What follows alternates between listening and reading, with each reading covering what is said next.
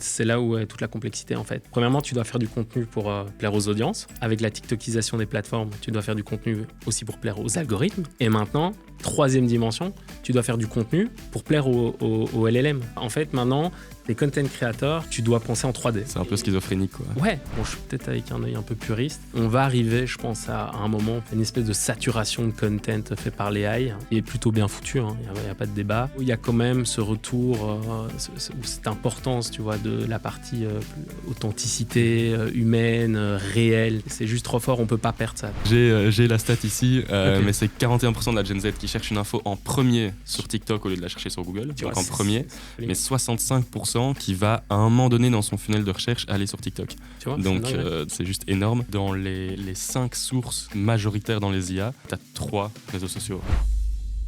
Bonjour à tous et bienvenue dans ce nouvel épisode Search Lab. Alors j'ai l'honneur de recevoir Valentin. On se connaît bien, ça me fait plaisir de t'avoir dans cet épisode. Bienvenue. Alors bienvenue chez toi parce qu'en réalité on tourne cet épisode dans les locaux de Social Sky. Mais écoute, pour ceux qui ne te connaîtraient pas peut-être, si certains ne connaissent pas Social Sky, je te laisse peut-être t'introduire en quelques mots ce que vous faites chez Social Sky et puis justement les synergies qu'il y a aussi entre le search et ce que vous faites. On en parlera. Ok, parfait. Mais écoute, tout d'abord, merci pour l'invitation. Donc moi, c'est Valentin, fondateur de Social Sky. Donc c'est une agence Social First. On a commencé maintenant il y a 9 ans. On est, en quelques mots, on est basé à Bruxelles, Anvers et à Maurice. On compte une quarantaine de collaborateurs. Et très concrètement, on accompagne les marques sur les réseaux sociaux, des marques comme Deleuze, Basic Fit, Kittrade Bank, donc cette typologie de clients. Et on a quand même une vision assez singulière sur le social media, puisqu'on ne voit pas le social media comme un channel, mais vraiment comme comment je pourrais dire, une vraie infrastructure de distribution. Et c'est pour ça qu'on on l'a clémé haut et fort ces derniers jours avec ce framework Social OS, donc cet operating system, en fait, qui est assez simple à comprendre. Hein. C'est simplement le social media permet de vraiment capter les signaux culturels. Et nous, on est intrinsèquement convaincus qu'il faut partir de là avec les insights clients. Et c'est ça qui permet de faire de la bonne production, de la bonne création. Et à ça, tu rajoutes aussi un élément de speed et de volume que tu dois tenir pour être relevant sur les réseaux sociaux, et puis publier ça de manière organique et puis itérer sur ce que l'algorithme a poussé, sur les gagnants, et ça c'est l'amplification. Et donc ça c'est un peu le cercle vertueux de notre Social OS, et c'est comme ça qu'on voit le social media. Donc voilà, c'est vraiment ce positionnement qu'on a en tant qu'agence Social First. Ouais, hyper clair, et évidemment on a vu passer ce social OS, vous avez fait pas mal de bruit avec ce rebranding. De manière concrète, et on l'abordera aussi sur la manière dont ça s'implique avec le search. Si tu dois prendre un exemple concret, comment ça s'applique cette vision social OS, et qu'est-ce qu'elle permet d'aller chercher en plus par rapport à une vision traditionnelle, on va dire, du social. Ouais. En fait, pour l'instant, j'allais dire à l'époque, mais aussi quand même pour l'instant, majoritairement, on est encore trop focus sur le campaign base, qui a du sens, hein, attention, et qui est nécessaire dans les plans. Mais sur le social, il y a quand même quelque chose de très différent qui est en train de se passer, puisque, comme je disais, les trends, c'est là que ça naît, c'est là qu'il y a des vraies conversations, en fait. C'est là qu'elles se passent. Ouais. C'est le sujet aujourd'hui. Et donc, en tant que marque, mais tu dois réussir à capter ça et puis à t'immiscer dans cette culture sans nécessairement pousser un message, mais l'adapter par rapport à ce que ton audience attend de voir. Et donc là, il faut quand même cette caractéristique de rapidité dans l'exécution, tu vois. Et donc c'est ça, en fait, typiquement notre bras armé production, qui est le studio, qui est une partie intégrante du Social OS. Et c'est instrumental dedans, et c'est ça en fait qui fait la différence, et c'est comme ça que tu peux faire la différence sur le social. Ouais, et donc je t'entendais dire on repère une trend entre guillemets grâce au studio, on la tourne très très vite, et dans les 2 jours on est encore au cœur de la trend qu'on peut publier donc rapidement et en quantité, par rapport au fait justement d'aller plutôt sur cette notion de campagne, quoi. C'est ça que tout à fait. C'est un exemple, mais tu peux même aller plus loin, tu vois. Des signaux culturels qui peuvent être beaucoup plus profonds, tu vois. Dans un avenir assez proche, je pense que le social pourra même servir les autres départements de la société. Tu vois, genre, tu prends l'exemple de Dubai Chocolate. À Dienne, il y avait des ruptures de stock sur les plus gros livreurs de pistaches dans le monde, tu vois. Mais donc, si ton département achat, il est au courant grâce à ces signaux, ces insights, c'est pour ça que nous, on voit le social beaucoup plus gros qu'un simple chaîne de distribution, en fait. Complètement. Et justement, qu'est-ce que tu inclus dans le social ? Quelles sont les plateformes sur lesquelles vous travaillez aujourd'hui et quelles sont les synergies aussi entre ces différentes plateformes ? Yes. Écoute, principalement, c'est encore Meta. Ça reste quand même encore le gros social media, social media, je dirais. Tu as TikTok, qui est quand même, chez nous en tout cas, le plus gros fer de lance. La croissance vient vraiment de là. Et alors, évidemment, tu as des plateformes comme LinkedIn et YouTube où on est également assez actif. Je crois que ça représente 95% des plateformes où on est. Et évidemment, c'est plus à la marche chez nous, Snapchat, X, tu vois, mais ça dépend évidemment du secteur et du client. Donc, c'est là-dessus qu'on bosse principalement. C'est clair. Quel est Alors, tu vas me voir venir dans mes questions parce que j'ai envie d'anticiper la notion de search. Mais quelle est la réflexion justement que vous avez stratégique avant de choisir les différentes plateformes, peut-être les différentes... alors, j'ai utilisé le mot campagne que tu viens justement de condamner, mais bref. Non, je condamne pas. C'est nécessaire, mais il faut regarder les deux. C'est ça. Mais donc, quelles sont les différentes plateformes que vous regardez ? Comment est-ce que vous les choisissez en fonction justement de l'audience ? Et quelles sont les implications, on va dire, qu'il y a derrière, au-delà de simplement un scroll sur les réseaux sociaux ? Non, mais c'est un bon point, et je pense qu'on peut rapidement arriver dans le gros du sujet.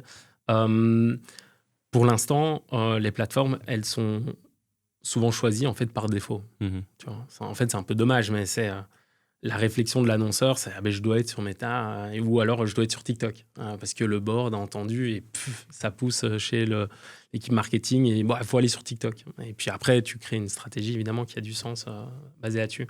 Ça, c'est par défaut et c'est évidemment aussi par rapport aux audiences. Tu vois, c'est sûr que tu es une marque qui vise un peu, tu vois, la Gen Z, millennials. Il y a pas de débat, tu vois. Tu fonces sur TikTok, tu penses à Snapchat.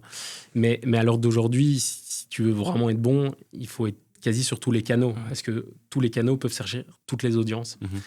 Et je pense que maintenant, avec le géo, tu vois, pas mon niveau, mais c'est une réalité. Et typiquement, c'est là où maintenant on commence à amener de plus en plus YouTube, typiquement dans les recos, parce que le client il commence un peu à capter que c'est une hyper bonne source pour les modèles LLM, tu vois. Et donc, typiquement, de faire un recyclage de tes contenus et puis aller sur YouTube, il y a 1 ou 2 ans, on dit « why ?» parce que c'est quand même un cost de faire tout ça. Mais maintenant, on sait pourquoi. Parce que ça sert typiquement aussi... ton géo, mais on va y venir. Mais donc voilà, il y a quand même ce 3e schéma de pensée qui est en train de s'installer. On va aussi aller sur le social pour répondre à cet enjeu. Complètement. Je regarde ici dans les 5 sources majoritaires dans les IA. Donc à ces 5 sources-là, c'est près de 40% des sources totales dans les IA.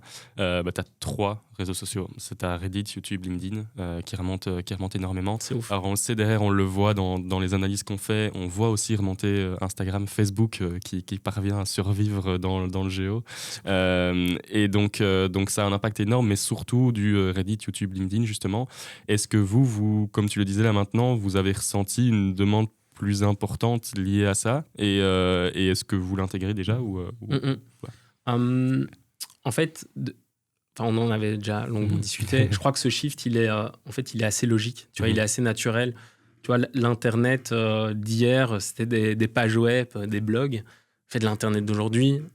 Enfin, moi, je fais que ça, mais c'est le feed en fait. C'est là où ça vit. C'est là où ça converse. C'est là où tout se passe. C'est le feed. Ça, c'est en fait le nouvel Internet. Et donc, ça a du sens, c'est naturel et c'est logique que les modèles LLM aillent aillent s'entraîner là-dessus, en fait, tout simplement. Et donc, oui, ça commence à être un vrai sujet. Ça commence à être plus ou moins compris déjà dans certains secteurs. Après, c'est une question d'éducation et d'évangélisation parce que ça va très vite. Donc, c'est tout à fait logique. Tu sais, on a encore des clients, on les pousse à aller sur Instagram. Enfin, tu sais, on en est là. Ça, c'est la réalité de terrain.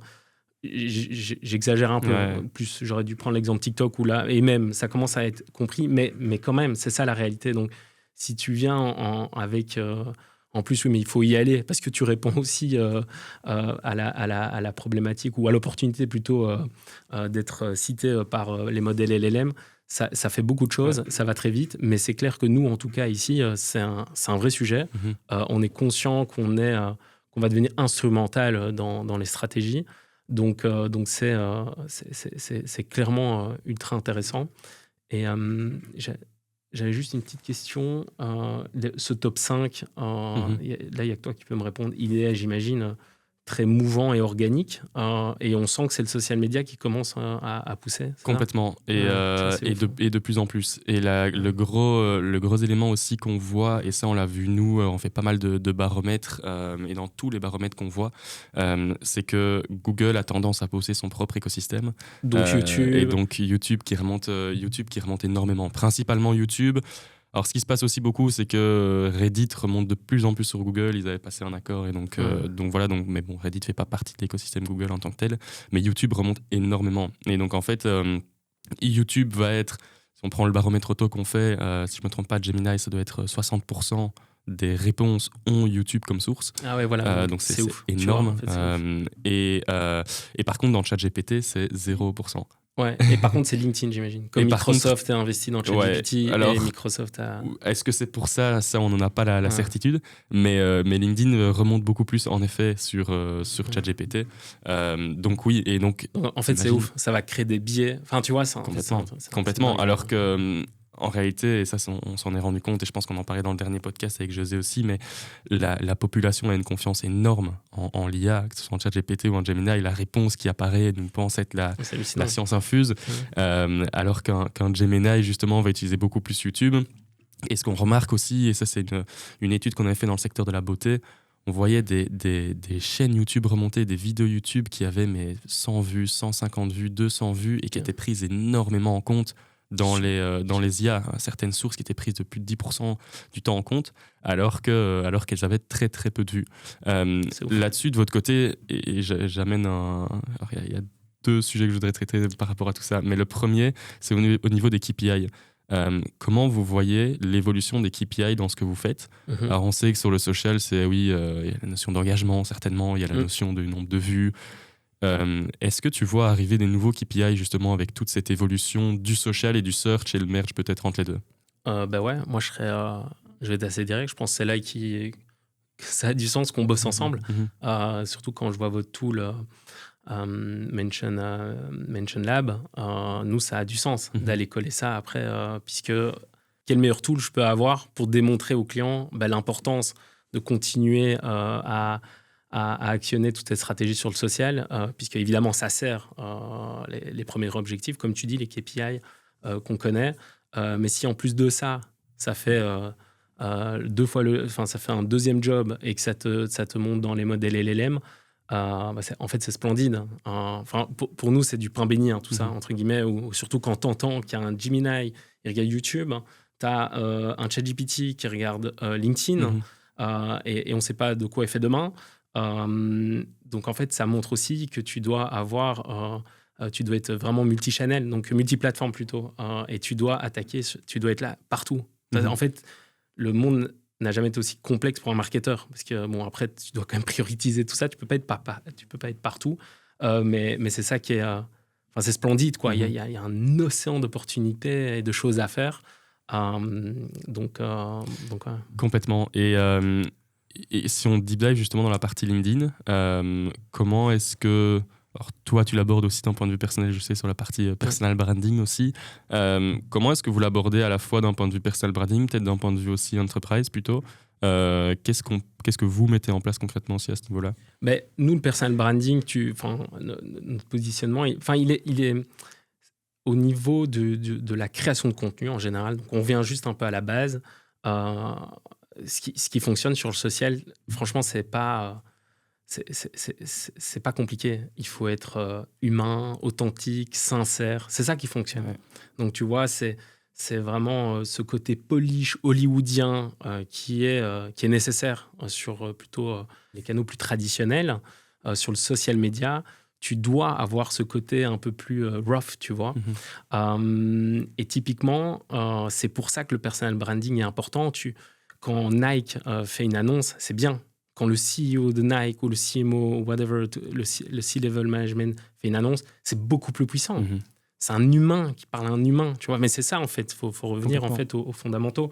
Et je pense, du coup, pour répondre à ta question, je pense que le modèle LLM, il va plus s'entraîner pour trouver ce côté autorité, sur ce que raconte une personne, donc le CEO ici de Nike, que Nike directement. Ouais. Et donc, l'importance de développer du personal branding, il est clé déjà sur le social, mais il est aussi clé, du coup, de nouveau, pour être cité sur les modèles LLM. Donc, tu vois, ça ramène encore une couche de complexité pour le marketeur qui doit activer son board. Complètement. Et c'est là la difficulté aussi, quand tu dis pour le marketeur activer son board, et c'est là le deuxième sujet que je voulais deep diver tout à l'heure, c'est qu'aujourd'hui, chez les noms que tu citais, le type de clients que vous avez, et on s'en rend compte aussi, le social et le search ne sont pas souvent dans les mêmes équipes. Alors parfois c'est dans l'équipe content et tu peux avoir un peu de SEO dans l'équipe content et de social, mais c'est assez rare. Ou sinon, on a souvent tendance à avoir deux équipes différentes qui vont parfois travailler avec des personnes différentes, avec des stratégies complètement différentes. Est-ce que tu vois la même chose et comment est-ce que tu penses qu'on pourrait faire infuser ça, on va dire, auprès des marques et comment est-ce qu'elles devraient travailler mieux ensemble, en fait, les équipes aussi? Moi, je pense que ça va changer. Ces silos, ils vont péter. Et c'est pour deux choses. Tu as comme tout ce qu'on est en train d'expliquer, donc quand même le géo qui va être central, enfin qui l'est déjà selon moi. Et puis tu as aussi le social search. C'est pas le sujet d'aujourd'hui, mais aujourd'hui quand tu regardes, j'ai plus la stat en tête, je vais pas raconter, on devrait peut-être le mettre en commentaire parce que c'est assez impressionnant. La Gen Z, elle va pas checker sur Google une info, elle va dans TikTok et elle note. Et typiquement, enfin, j'ai 37 ans, je fais exactement pareil. Si je vais à un city trip à Londres avec ma femme et mes enfants, je vais plus taper ça dans Google. Qu'est-ce que je fais? Tu mets ça dans Best Spot in London for a Weekend, tu mets ça dans TikTok, tu regardes les 5 premiers, tu les sauvegardes, tu les envoies à ta femme, qu'est-ce que t'en penses? Et puis basé là-dessus, tu prends ton modèle LLM qui te fait ton programme, tu fais une capture d'écran et t'es parti. Exactement. Tu vois, non, mais c'est ça, cette journée, quoi. Tu vois. Complètement. Et donc tu vas prendre ton LLM qui lui-même est influencé par les social aussi. Oui, mais non, mais c'est ça. En fait, c'est une dinguerie. Exactement. Mais du coup, j'ai la stat ici, mais c'est 41% de la Gen Z qui cherche une info en premier sur TikTok au lieu de la chercher sur Google. Donc en premier. Mais 65% qui va à un moment donné dans son funnel de recherche aller sur TikTok. Tu vois, donc c'est juste énorme. Et si on prend en tout cas aux US, c'est 49% de toute la population qui va chercher sur TikTok plutôt Google. Ah, donc pas uniquement Gen Z. Donc non, c'est 49% de toute la population. Tu vois, donc un Américain sur deux, va chercher sur du social dans son funnel de recherche. C'est dingue. Ce qui est une preuve supplémentaire de l'impact que ça va avoir. Et il y a 4 ans, on n'en parlait pas. C'est pour ça que je comprends que ces départements ils sont séparés. Tu vois. Genre à limite, le search, ça c'était une équipe d'IT à la limite. C'est ça, exactement. Mais maintenant, c'est tout est, tu vois, tout se met ensemble, tout est confondu, tu vois. Donc ça doit être dans la same team. Sinon, Complètement. Comment est-ce que vous voyez de votre côté, comment est-ce que toi tu vois le futur du social? Parce que là on parle beaucoup même, mais de ce dont on le parle comme le futur, mais en fait c'est le présent.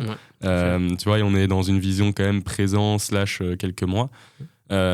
Avec tout ce qui arrive, avec l'agentique notamment, alors ça a fait le buzz, les réseaux sociaux qui se créent avec des agents qui parlent entre eux, etc. Bref, ça c'est peut-être un sujet sur le côté. Mais concrètement, comment est-ce que tu vois le futur du social dans tout cet écosystème qui est en train de changer complètement? J'ai pas de boule de cristal, malheureusement. Après, ce qu'on est en train de voir maintenant, il y a quand même une vraie TikTokisation des plateformes. Je m'explique. À la base, le social media, c'était pour connecter des gens. Connecter des gens et puis on peut partager ses photos de vacances. Maintenant, on peut les commenter, on peut les liker, c'est mieux après. Et puis, tu as quand même TikTok qui est arrivé comme un ovni et qui est copié par toutes les autres plateformes, hein, by the way. Et par TikTokisation, qu'est-ce que j'entends ? C'est ces vidéos verticales en mode infinity scroll, en fait, où le contenu, il est poussé par l'algorithme, pas par les gens que tu suis ou par tes copains ou copines. Non, c'est parce que tu es resté 3 secondes de plus sur une vidéo de tennis ou tu as liké ou il voit que le pouce voulait scroll, mais il n'a pas scrollé. Et 3 TikTok plus tard, ou 3 Reels, parce que maintenant, c'est exactement la même chose, tu as de nouveau du tennis, et puis tu continues. Et donc ça, c'est la TikTokisation des plateformes. Et en fait, des TikTok, ils se définissent même plus comme un social media, tu vois. C'est des plateformes de divertissement. En fait, ils viennent bouffer de la part de marché, hein, des Netflix et tout, tu vois. Ouais. Je parle même plus de télé. Donc ça, c'est quand même vers là où on est dedans, mais c'est là où on va, où le social media se transforme, où c'est un lieu de divertissement maintenant, tu vois. Et c'est là où l'importance que les marques comprennent ça, tu vois, qu'ils doivent réussir à s'immiscer là-dedans. Et c'est comme ça que tu peux sortir en tant que marque, tu vois. Et donc il y a ça. Et puis, je pense, parce que c'est complexe ici en Europe, je parle vraiment avec mes lunettes d'Européen, c'est quand même toute la partie live commerce. Je pense vraiment ça va être nous, ici, on est déjà bien dessus. Okay. C'est toujours un peu behind the scene, mais on est bien dessus. Mais je ne sais pas si tu as eu la chance récemment d'aller, tu vois, en Chine ou en Indonésie, tu vois, Extrême-Orient. C'est assez dingue ce qui est en train de se passer, tu vois. Tout se passe par là. Et le social pour une brand, et pas seulement e-commerce, devient une vitrine supplémentaire qui est ouverte 24 heures sur 24. Et là, je pense que ça va être aussi un gros change qui potentiellement peut arriver dans le monde du social ici en Europe. Il y a déjà des petites choses qui sont en train de se mettre. Malheureusement, en Belgique, on est un petit peu à la traîne. Mais tu regardes déjà chez nos voisins hollandais, je peux te dire que ça bouge, quoi. Ouais. Et donc, moi, j'ai vraiment cette vision où je pense les marques, au-delà d'une stratégie un peu plus classique, auront cette stratégie live commerce, vraiment en faire un média, tu vois, un peu une ancienne télé, quoi, où on est là, où on peut diffuser tout le temps, mais c'est aussi un vrai channel pour faire de la conversion. Donc ça, c'est aussi c'est 2 trucs quand même que j'ai. Complètement. Si on prend en réalité l'e-commerce, on va dire comme on le connaissait, c'était en gros un site e-com, et puis l'objectif c'était juste de driver un maximum de trafic vers ce site e-com, et donc tu mettais en place une strat search, tu mettais en place une strat social, tu faisais, peu importe, tu faisais ton mix marketing, et ton objectif final c'était de driver un max de trafic et vendre en e-com. Là, demain, ou dans ChatGPT, avec le ChatGPT Commerce, alors qu'ils ont Retrieve aux US, mais bref, dans Gemini, où là ça va beaucoup plus vite avec AI Mode, et dans Gemini, sur toute la partie commerce, sur l'agentique commerce certainement dont on parlera après, etc. Donc il y a tout un pan qui se développe là. Et d'un autre côté, il y a tout le pan social commerce aussi qui se développe. Est-ce que en réalité, est-ce que ton site e-commerce demain sera mort, et est-ce que toutes les commandes commerce passeront par uniquement de l'agentique et du social ?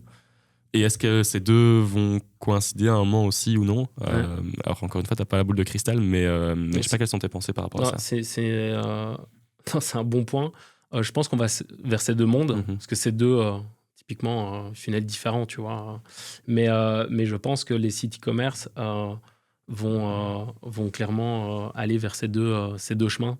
Est-ce qu'ils vont ensemble ? Je ne pense pas. Enfin, c'est 2 choses différentes où, à la limite, tu te fais teaser via le social. Et puis à the end, tu continues dans le funnel, et puis tu dis bon, putain, c'était quand même pas mal, je vais le rechercher sur ChatGPT ou Gemini ou whatever ce que ce sera. Et puis là, en 2 clics, c'est chez toi, quoi. Ouais, tu vois. Complètement. Donc, complètement. Et avec dans la notion d'agentique, on va dire, il y aura toujours une notion de découverte de produits. Où là, dans la notion de découverte de produits, on verra que dans les sources, certainement que la partie commerce de TikTok ou autre serait également une des sources.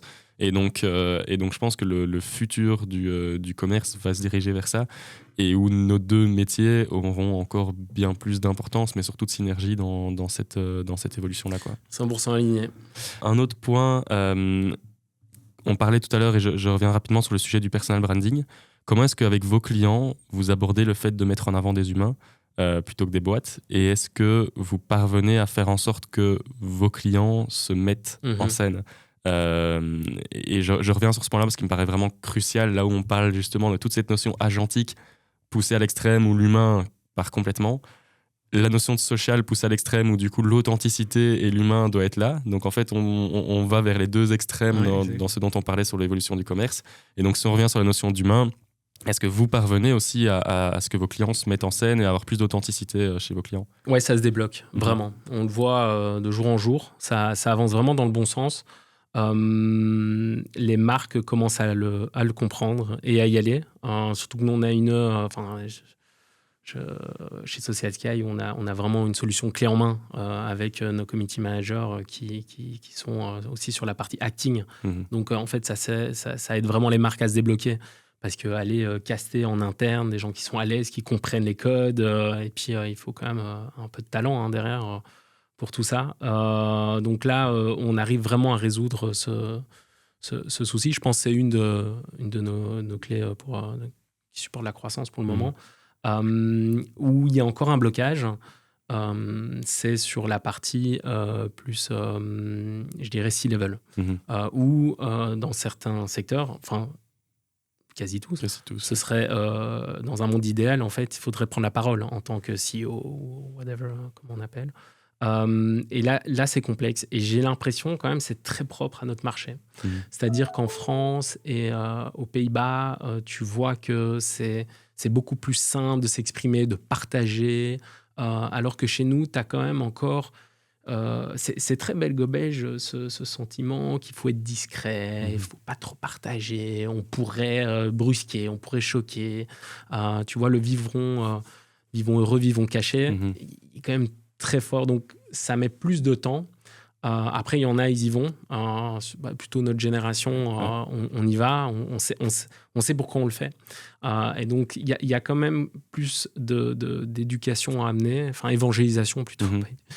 Mais de dire que ce n'est pas un ego trip, quoi. Vous le faites pour la marque. Ça sert la marque, en fait. Ce n'est pas pour vous servir vous-même, tu vois. Mais ça commence, mais c'est quand même... Ça, moi, je trouve ça très complexe encore pour le moment, en tout cas en Belgique. En France, beaucoup plus simple. Mais... Ok. Et tu as espoir ou tu penses que c'est quelque chose qui est aussi dans notre culture et qui va prendre beaucoup plus de temps à changer ? Non, j'ai espoir. Et puis, de toute façon, de manière très naturelle, les décideurs sont de plus en plus des gens de notre génération. Donc, non, ça va se faire. Mais c'est plus lent que dans les autres marchés. Ça, c'est certain. C'est clair. Si on revient sur l'implication avec le géo aussi, qui est quand même le sujet aussi du podcast, on voit qu'on en parlait, LinkedIn est une des sources principales. On voit ici, et j'ai quelques stats sur le fait que la similarité sémantique, donc le fait qu'ils reprennent tel quel ce que tu as mis dans ton post ou ton article LinkedIn, elle est à 60%, ce qui est quand même vachement énorme. On est sur une grosse partie qui sont plutôt des articles LinkedIn aussi, avec du contenu original mais orienté vraiment vers de l'éducatif et du conseil. Comment est-ce que vous gérez cette notion entre c'est du social divertissement, on en parlait tout à l'heure, et c'est du social éducatif aussi à la fois pour apparaître dans l'LLM avec les stats que je viens de présenter là, mais pas que. Est-ce que vous parvenez à amener ce mix-là entre divertissement et éducatif ? C'est là où est toute la complexité, en fait. Parce que premièrement, tu dois faire du contenu pour plaire aux audiences. C'est quand même le b.a.-ba. Mais en fait, avec la TikTokisation des plateformes, tu dois faire du contenu aussi pour plaire aux algorithmes. Et maintenant, troisième dimension, tu dois faire du contenu, notamment tes captions, mais aussi ce que tu racontes, tes sous-titres, pour plaire au LLM. Donc, t'imagines, on doit, en fait, maintenant, tes content creators, tu dois penser en 3D. Complètement. En fait. C'est un peu schizophrénique, quoi. Ouais, parce que tu peux, ton caption, en fait, c'est simple. Tu vois, ce podcast, tu pourrais dire, on met la vidéo demain, podcast d'hier et live. Très bien. Mais en fait, en réalité, tu ne vas pas ressortir. Tu devrais dire échange entre Germain de Flandre et Valentin Pister sur discussion sur l'implication du social media dans une stratégie géo. Tu vois, mais tu sors ça, les gens disent mais putain, c'est horrible, j'ai même pas envie de cliquer. Mais pourtant, tu devrais le faire pour être cité derrière. Donc là, maintenant, tout l'art sera trouvé, tu vois, comment je reste sexy et relevant pour ton audience, avec le bon hook et le bon tempo pour ton algo, et avec les bons captions pour être cité dans le modèle LLM. Ça, c'est l'enjeu. Pas simple. Et pas simple, en effet. Et comment justement vous, et donc tu en parlais d'une quarantaine de collaborateurs, quelles sont les compétences justement dans ton équipe que tu vas attendre demain? Alors ces compétences schizophréniques, on va dire justement, et de compréhension des trois implications. Mais au-delà de ça, c'est quoi les compétences clés que tu recherches pour s'assurer de rester à la pointe de l'expertise, on va dire, dans ce que vous faites et dans le futur du social? Écoute, nous, le plus important, ça reste quand même encore de faire du contenu qui a du sens, basé sur les signaux culturels, sur les insights. Donc ça c'est le focus principal. Ensuite, où on y est, et là où je pense vraiment, franchement, je jette des fleurs à mon équipe pour ça, on est très bon, c'est toute la partie comment plaire à l'algorithme. Parce que c'est bien de faire du bon contenu, mais si l'algo il te diffuse pas, ça sert à rien, tu vois. C'est comme si tu faisais un beau poster et tu foutais dans une cave sans électricité. Donc ces deux aspects, on les maîtrise vraiment bien. Maintenant, il y a ce troisième chantier qui est en train de se mettre en route. C'est pour ça qu'on travaille ensemble, parce que vous êtes clairement les experts, à mes yeux, sur la partie géo. Il n'y a pas de débat. Et donc, c'est là, réussir à monter en compétence nos équipes sur cette partie, sans être tombé dans l'expertise géo, ils n'ont pas besoin de ça non plus. Et donc, c'est avec, typiquement, là, pour l'instant, c'est création d'agents basés sur votre expertise, mêlés à la nôtre, qui va retravailler les captions, notamment, mais qui doit revenir après dans des mains d'humains, pour être certain, comme l'exemple que j'ai montré, qu'on ne parte pas dans des trucs complètement what the fuck, qui ressemblent à rien, et qui vont reperdre, du coup, les premiers objectifs. Donc là, on en est là, mais c'est pas simple. Je pense que c'est une personne qui maîtrise ça, c'est un mouton à 5 pattes, et c'est pour ça que c'est splendide ce qui est en train de se passer, parce que grâce aux agents AI qu'on est en train de monter, ça permet vraiment d'être qualitatif et de garder le speed qui est primordial chez nous.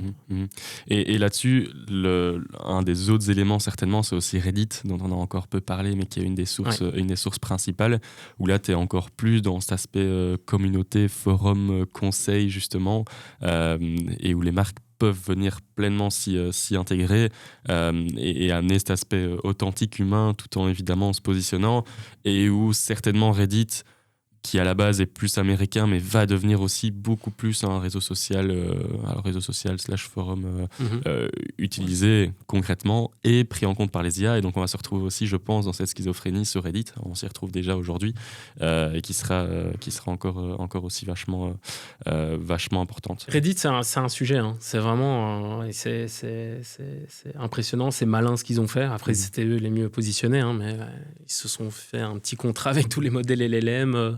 Donc c'est très bien joué de leur part. Je me pose toujours la question, mais ça tu sais du coup mieux que moi, mais ça va tellement, notre monde va déjà vite, mais le tien, si on peut parler comme ça va encore plus vite. C'est peut-être des changements tous les 4 jours. Nous, c'est tous les 4 semaines, mais c'est bien, on s'en vivre. Mais parce que là, pour l'instant, c'est Reddit, mais je me dis demain, quoi si maintenant ce contrat il pète et Meta ouvre toute sa forteresse, ça rechange tout le game. Donc voilà, c'est pour ça qu'on s'excite jamais trop sur un sujet, sauf évidemment ce qu'on a déjà bien en main. Mais Reddit est c'est un vrai sujet. Complètement. Je pense que ce qui ne changera pas, c'est la recherche d'authenticité et d'UGC, d'avis concret d'un utilisateur, de la part du LLM pour donner une recommandation. Et quand tu as demandé quelle est la meilleure marque de vêtements, peu importe, il a envie d'aller voir des gens réels qui ont testé plusieurs marques, peu importe, et qui vont donner leur avis. Ah non, moi je suis pas d'accord, et ça je suis d'accord, plutôt qu'aller voir le site de telle et telle marque qui toutes vont mettre des beaux arguments marketing, mais où t'as pas l'avis concret d'utilisateur. Et donc comme tu dis, si un jour Meta ouvre beaucoup plus sa forteresse, même si il y a des sujets et ça se passe, mais ça risque de rester dans cet environnement-là, c'est-à-dire aller chercher du contenu d'utilisateur type plutôt UGC. Et là-dessus, il y aura certainement des réflexions aussi de votre côté, où là, aujourd'hui, tu citais quelques clients au nom d'un Deleuze, tu vas parler sur TikTok au nom de Deleuze. Certainement que l'UGC, je ne sais pas si c'est déjà aussi dans votre partie de gamme de services, t'avoue, mais sera encore plus importante, certainement, avec des utilisateurs qui vont raconter leur bonne expérience. Alors, ça touche à de l'influence, mais comme on en parlait tout à l'heure, la grosse différence, c'est que tu n'as pas besoin nécessairement, en tout cas pour être pris dans les IA, de faire des millions de vues. Tu as surtout besoin de répondre parfaitement à l'intention de recherche, d'amener du contenu de qualité et qui paraît comme du contenu profondément sincère, on va dire, sur la bonne expérience ou la mauvaise que tu as vue, quoi. Ouais, clairement. Mais déjà, ce réflexe, nous, on l'a sur notre business unit influence. C'est bien, dépendant du brief, d'utiliser des plus gros influenceurs, mais nous, on est intrinsèquement convaincus qu'on préfère travailler avec des content creators qui créent du bon contenu.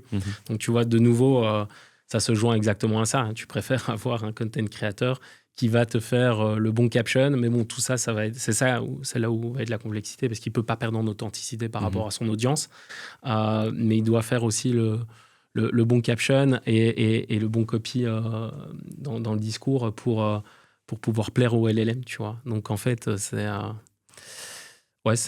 délire qui est en train de se passer.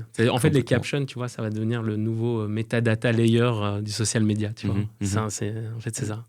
Tu parlais tout à l'heure du fait que tous les 4 jours, ça évolue. La grosse évolution qu'on connaît, c'est vraiment la notion d'agentique.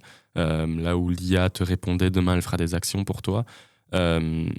Comment est-ce que... Et donc ça, on en parlait encore, c'est toute l'évolution du search, elle évolue clairement vers ça. Et donc que chacun ait son agent, entre guillemets, qui effectue ses actions, et ses agents qui effectuent des actions pour lui, avec maintenant Siri, où tu vas directement pouvoir lui dire, tiens, réserve-moi un hôtel et il va le faire pour toi, etc. etc. Donc on évolue clairement là-dedans.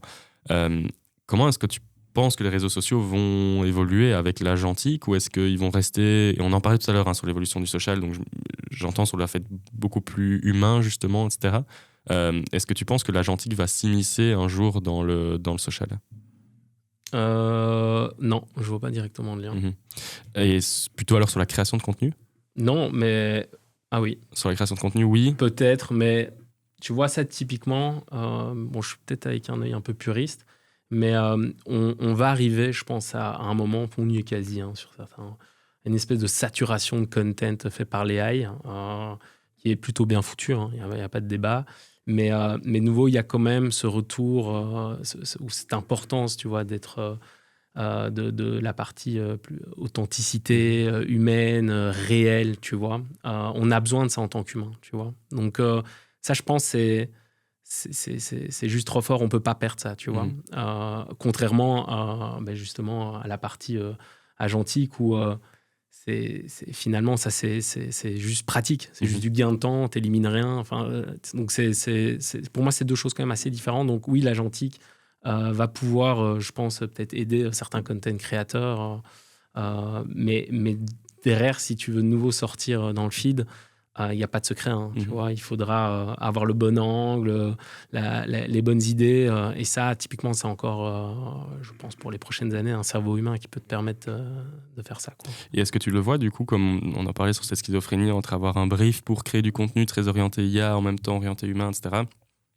Est-ce que tu penses que à un moment, ça deviendra des contenus vraiment différents, et où du coup, un contenu orienté IA, ma foi, si c'est une IA qui fait un contenu pour une autre IA, ma foi, ça peut passer. Et puis par contre, le contenu vraiment orienté humain, on s'en fout de toutes les règles, plutôt pour être pris en compte dans les LLM, mais on veut juste parler à un humain. Tu penses que ça peut devenir deux contenus différents, ou est-ce que d'après toi, ça restera... Alors je te pose la question ici, on en a même parlé avant, je sais pas quel est ton avis là-dessus. Non, mais je pense que moi je crois plutôt que ça va être hybride. Tu vois, il faudra prendre le meilleur des deux mondes, et je pense que c'est les marques qui arrivent à jouer avec ces deux tableaux qui feront mouche. Parce que si tu fais que de l'AI, ça n'a pas de sens. Si tu fais que de l'humain, tu tombes aussi aux oubliettes, tu vois. Donc typiquement, je pense, mais je pense vraiment ce sera plutôt un modèle plus hybride. Alors, je vais terminer par quelques questions plus rapides et concrètes. Quelles sont tes plus grandes craintes, on va dire, pour le futur, alors, dans le sujet du social? Mais tu vois, moi je regarde le bright side en fait, non. Du coup, quelles sont les plus les choses dont tu as le plus hâte, on va dire, les plus grandes opportunités qui arrivent?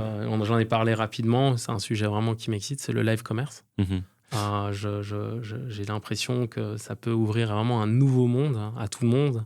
Et quand je parle à tout le monde, c'est autant annonceurs que consommateurs. Je pense que ça peut vraiment être le gros sujet en Europe ces 3 prochaines années, je l'espère. Donc ouais, ça, c'est vraiment le truc qui m'excite. Est-ce que d'après toi, on va avoir un nouveau réseau social dans les 5 prochaines années? Oh, ça, c'est dur. Ça, c'est dur. Parce que quand tu vois la vitesse à laquelle TikTok s'est mis, non, c'est pas impossible. C'est pas impossible parce que, en fait, il faudrait regarder un peu les timings entre Facebook, Insta, Snapchat, TikTok. Je crois que c'est pas impossible. T'en as déjà quelques-uns, tu vois. Moi, Avec j'aime bien ouais, t'as Substack, tu vois, sur la partie, parce que les gens sont un peu saoulés, je pense. Par X et par LinkedIn, tu vois, Substack est en train de se mettre, tu vois, dans sa niche. Ça commence toujours comme ça. Donc ouais, mais je n'ai pas de boule de cristal. Après, nous, notre métier, c'est d'être les premiers au courant, les premiers à maîtriser et les premiers à comprendre comment on peut mettre les marques là-dessus. Ouais. Quel est ton réseau social préféré aujourd'hui? C'est LinkedIn. Quoi. Ouais. Et toi? Je pense que... Alors ça dépend évidemment si on parle du perso ou du pro. Je pense qu'en perso, c'est quand même Instagram. Ouais, je pense beaucoup de temps. J'ai besoin dit comme ça paraît très addictif, tu vois. mais j'aime bien tu vois, cette notion de Reels, alors qui est complètement copiée de TikTok, hein, mais qui au final marche partout. T'en parlais même sur YouTube, maintenant t'as les YouTube Shorts, enfin partout t'as cette notion-là de scroll, et je suis totalement aligné quand tu disais aussi que ça prend des parts de marché à un Netflix ou un Prime, parce qu'en fait c'est parfois au lieu de mater un film, je vais plutôt me perdre dans des Reels Instagram, mais donc ouais, non, plutôt Instagram. Et la notion je ressens totalement ce que tu disais aussi tout à l'heure, et je rebondis là-dessus sur le fait que TikTok, je le vois plutôt où la notion de Reels comme du divertissement, et où il n'y a pas cette notion d'échange avec des amis ou avec des gens que je connais, et de partage. C'est plutôt je scroll, infinity scroll, et je regarde des choses. Et donc sur Instagram, je trouve un peu les deux, entre le Reels où je scroll et je me divertis, et quand même je peux aller voir les stories de mes amis ou peu importe. Ouais, c'est vrai. Et donc là, j'aime bien cette combinaison-là. Par contre, sur le pro, je pense que LinkedIn, évidemment, on aime toujours bien être présent sur LinkedIn, et l'impact que ça a est énorme. Ouais. Ça, je trouve, professionnellement parlant, c'est quand même inspirant. Tu vois. Bon, y a à boire et à manger, mais c'est ça le monde, c'est ça la vie. Mais si tu suis les bonnes personnes, c'est quand même très inspirant. C'est un peu un peu le nouveau journal ou magazine. Tu ouvres le matin, tu regardes un peu ce qui se passe dans ton secteur, ce qu'on raconte. Complètement. Bien pour faire de la veille aussi, c'est très très fort. Je fais de la veille à la fois avec toujours des articles et des blogs très spécialisés. Bien un agent, j'espère. Finesse, pas encore. Non. Non. Pour le moment, je fais encore pas mal de veille de cette manière-là, où je vais lire des articles. Alors ça arrive encore. Bon, parfois, quand j'ai pas le temps, je me demande plutôt à une IA de me les résumer, mais j'ai pas encore cet agent qui va lire plein d'articles, me fait un mail récap, etc. Nous, on a mis un agent là pour la veille, c'est pour ça que j'y pense. Tu vois, qui pousse un mail tous les matins. Tu vois, une espèce de récap news sur les mails de toute la team, tu vois. Ça, c'est très très fort. Ouais, Okay. et tu vois, il va scraper. Enfin bon, il y a un prompt de fou derrière qui est aussi organique, qui évolue chaque fois.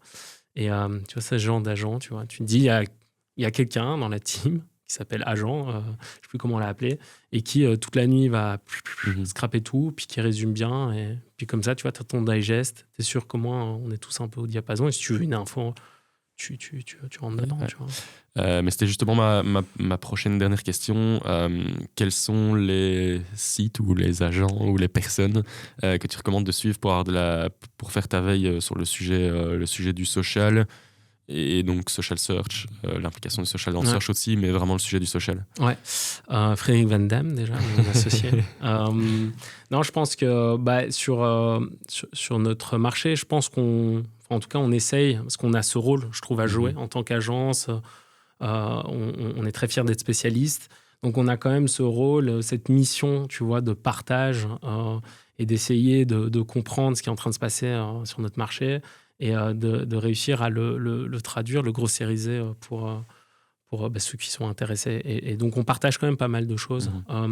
Après, en règle générale, Ouais, t'as un peu tous les classiques. Malheureusement, on est quand même dans un monde où c'est là où je dis qu'il y a à boire et à manger. Il y a beaucoup de gourous où il faut réussir à quand même être sélectif. Après, rien de tel quand même d'être. Enfin, moi, c'est ce que je fais un peu dans tout. Faut aller à la base, tu vois. Et donc, tu vas suivre, que ce soit les fondateurs ou tu vois d'Amosserie. Ils partagent tout, mais de manière très intelligente. Enfin, tu vois, et c'est de la vraie news, tu vois. T'es collé à la source. Donc, c'est plutôt ce genre de profil que j'inviterais tout le monde à suivre parce que c'est la réalité, c'est bien expliqué, c'est réel, tu vois. Donc, c'est plutôt là où on va chercher nos bonnes inspirations. Ouais, on a la même chose avec le CEO Tradi, avec les personnes de chez Google qui partageaient pas mal d'insights. C'est la source. Après, tout le monde le réinterprète un peu à sa manière. On en ressort des insights supplémentaires, c'est chouette. Mais voilà. Très bien. Est-ce qu'il y a des sujets, d'après toi, qu'on n'a pas abordés dans ce podcast qui étaient pertinents à aborder ? Non, je pense qu'on a bien brossé. Après, c'est un sujet vaste. Ouais, je crois que tu serais d'accord avec moi. On pourrait en parler parler tout le week-end. Complètement. Ça saoulerait tout le monde. Mais non, c'est infini. Je pense que c'est organique. Par là, j'entends vraiment mouvant. Donc, je pense qu'on pourrait avoir la même converse dans 3 mois. Il y aurait tellement de nouvelles choses. Je pense qu'on amènerait encore plus d'éléments et de volume. Parce que ça avance tellement vite. Mais non, je pense qu'on a bien couvert. Je pense qu'un sujet, tu vois, avec le social search, c'est encore un truc qu'on pourrait deep dive ensemble. Parce que c'est... quand tu vois les stats que tu as lâchés, tu vois, je ne savais pas, tu as un Américain sur 2 qui fait du social search. Donc, c'est comme une folie, tu vois. Donc, tu vois l'importance quand même du contenu. C'est un truc de malade. Complètement. Et on va aborder ce sujet-là, évidemment, dans votre podcast à vous, chez The Feed. Donc ravi. Mais écoute, merci beaucoup d'avoir pu être présent pour ce podcast. Et puis, pour ceux qui nous écoutent, merci de nous avoir écoutés jusqu'ici, jusqu'au bout. J'espère que vous avez trouvé cet épisode intéressant. Et on se retrouve très rapidement pour un prochain épisode de Search Lab pour aborder l'évolution du search, de l'agentique, des implications avec plein d'autres sujets, dont le social. Donc encore merci et à bientôt.